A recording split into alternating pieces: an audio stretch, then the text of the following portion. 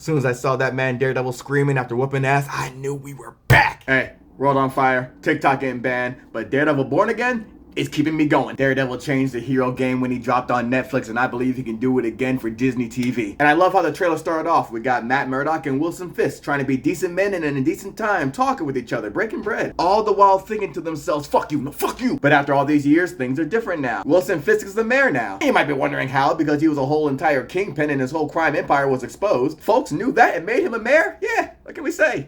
Art imitates life. Apparently, Daredevil crossed the line, which made him stop being Daredevil for a while, even though we saw him having a time of his life on She-Hulk. And I love this conversation because these are two men that have gone to war with one another, both speaking about the violence within them and trying to control that violence, trying to contain it. But you already know what it is. The city's running out of control. They got a new villain running around, which I think is Muse from the Charles Soule run. So it's going to be interesting seeing this new character that might not be as well known get a run on a live action. But then they give us a shot of an incarcerated Bullseye walking again, so you know that rematch is coming with Daredevil. And while the gang's all back together again, as we see Foggy Nelson and Karen Page, as well as the Punisher, the good guys get a new face on their side with the White Tiger, which I believe is his first live action debut as well. The thing that was always appealing to Daredevil for me was the noir feel, this gritty feel. So it's dope to see Disney being like, alright, we gotta let him rock. But I do hope we get to see a lighthearted Matt Murdock here in his own series like we saw when he was on She-Hulk. And you already know what I'm gonna say. This man has the best hands in Marvel 616, so I'm glad we get to see him do his work in the MCU. I need to see that Catholic guilt, and I need to see this man beating people's asses to a Yolanda Adams track. Yeah, that's the Matt Murdock I know and love. Let that man work the Billy Club like Phil Collins on drums, breaking bones in key of Tony Jaa. Listen, this man Daredevil gonna have Disney Plus looking like ECW in the Hammerstein Ballroom. The series drops on March 4th, and it'll be interesting to see what they take from the Daredevil Born Again from Frank Miller and what new elements they add into the show as well. Hey,